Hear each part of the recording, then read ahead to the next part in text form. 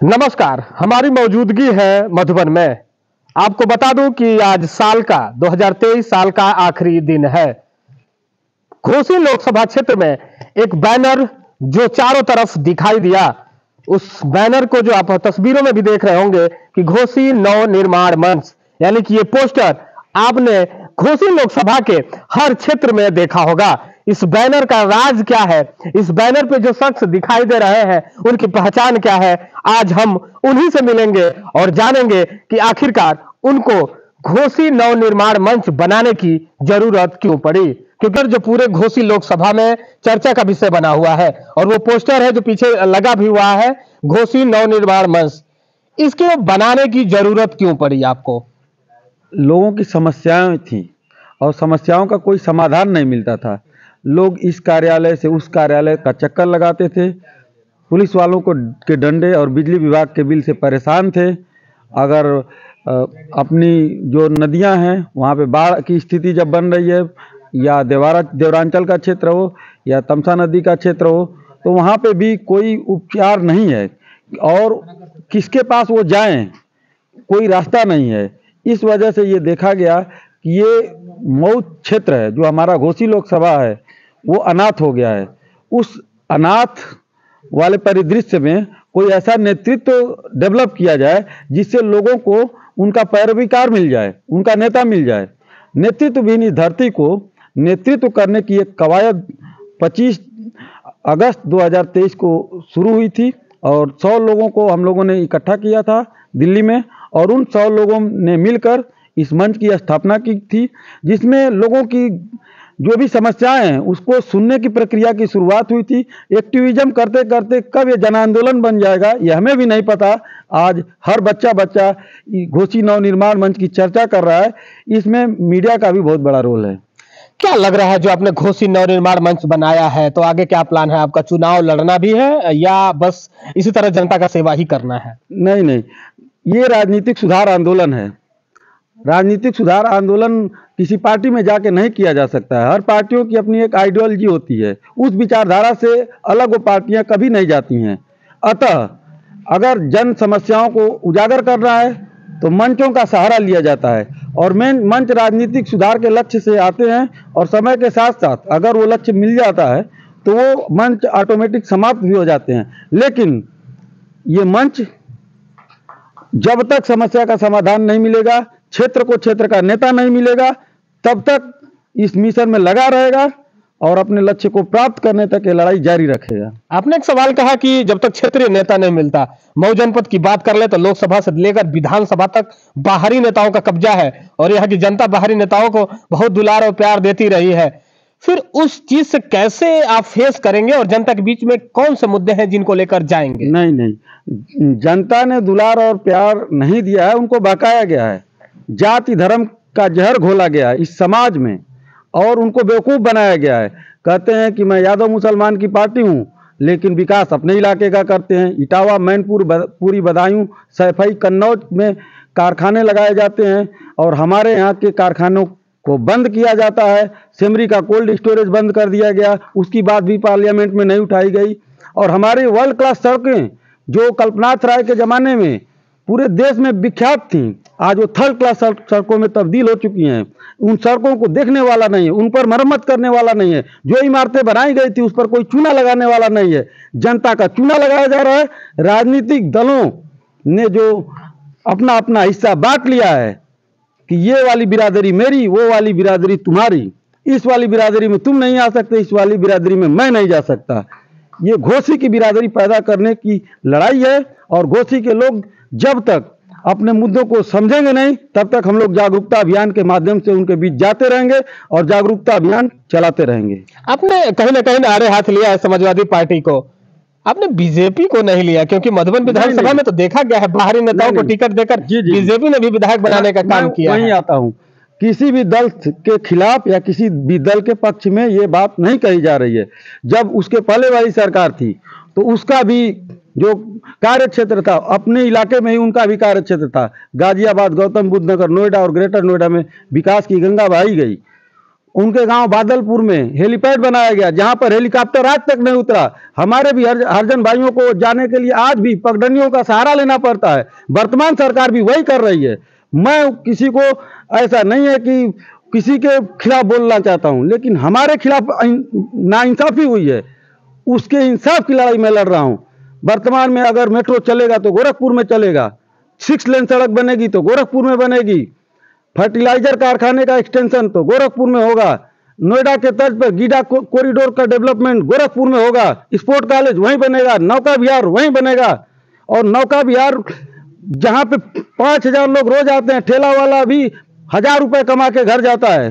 तो हमारे सब्जी मंडियों को लावारिस छोड़ दिया गया है। हमारे सब्जी मंडियों को वारिस की जरूरत है। हमें हमारा सांसद दीजिए, हम सब कुछ बना लेंगे। आपके भरोसे अब नहीं रहेंगे। 24 सालों में आप कुछ नहीं किए, इसलिए आप बाहरी लोगों को हमें बाहर भगाना ही पड़ेगा।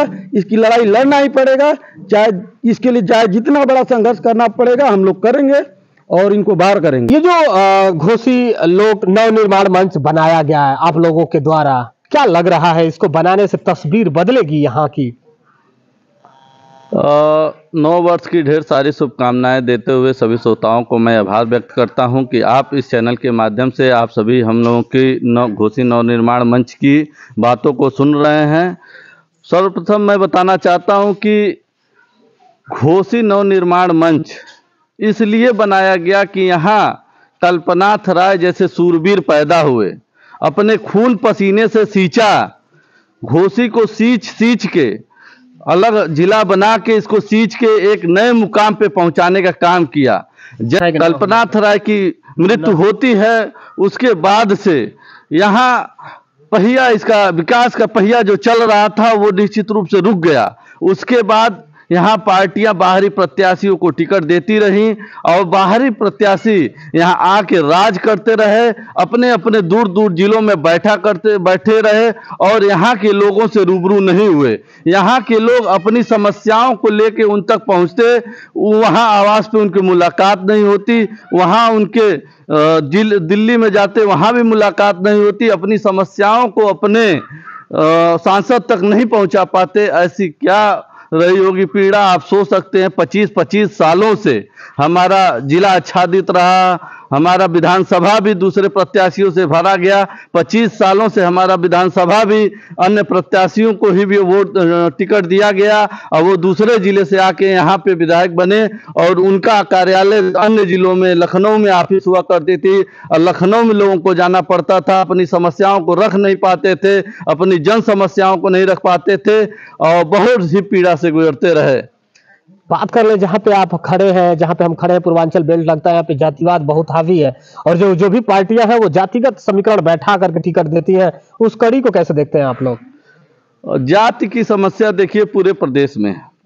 हम इसीलिए घोसी नवनिर्माण की व्यवस्था किया गया है कि ताकि यहाँ जाति धर्म सारे से दूर होके हम एक मंच पे आए और अपनी पारिवारिक समस्या, रोड की समस्या, देवरांचल जैसे बड़ा इलाका जो आए दिन बाढ़ में बढ़ जाया करता है, चक्की मुसाडोई ऑलरेडी गांव बह गया, अब बहने के बाद हजारों गांव विस्थापित हो गए। विस्थापित होने के बाद उनको ला के यहाँ बसाया जाता है जहाँ विधायक नहीं आ पाते हैं, सांसद एक दिन वहाँ कैंप लगा के खुद स्वयं रह नहीं सकते और हम लोग वहाँ कैंप लगा के रह रहे हैं। हम लोग उनकी समस्या सुन रहे हैं, हम लोग उनका मदद कर रहे हैं, खाने की व्यवस्था कर रहे हैं। उसमें हम पहले धर्म देखेंगे, जाति देखेंगे कि मानवता देखेंगे।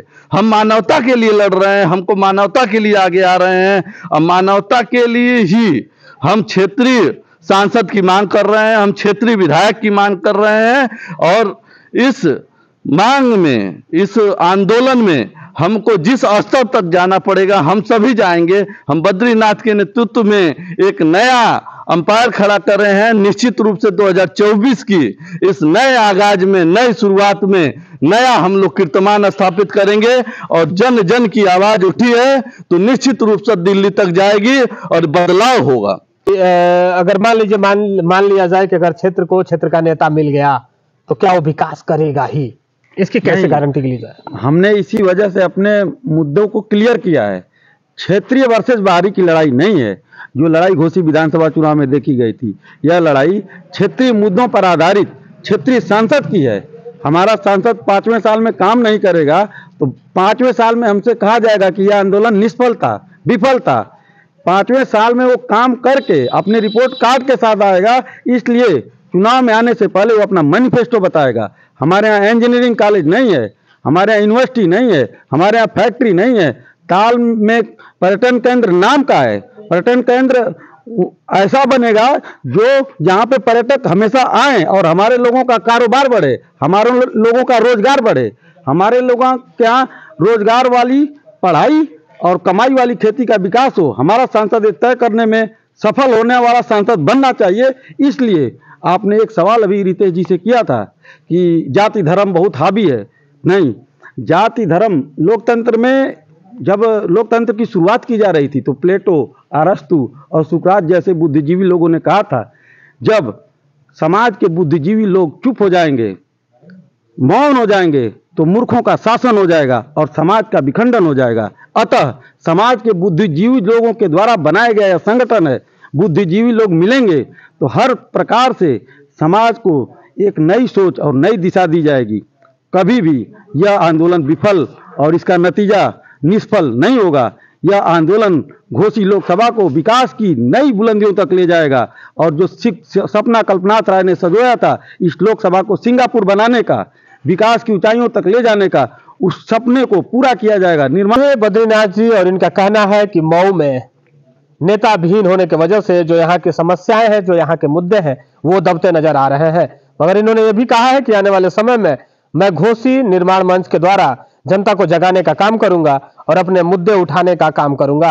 अब देखना है कि जो ये कवायद लेकर आगे चले हैं, यहाँ की जनता कितना समझ पाती है और कितना इनका साथ दे पाती है। आप बने रहिए हमारे साथ, हम ऐसे ही शख्स से मिलाते रहेंगे और आपको रूबरू कराते रहेंगे।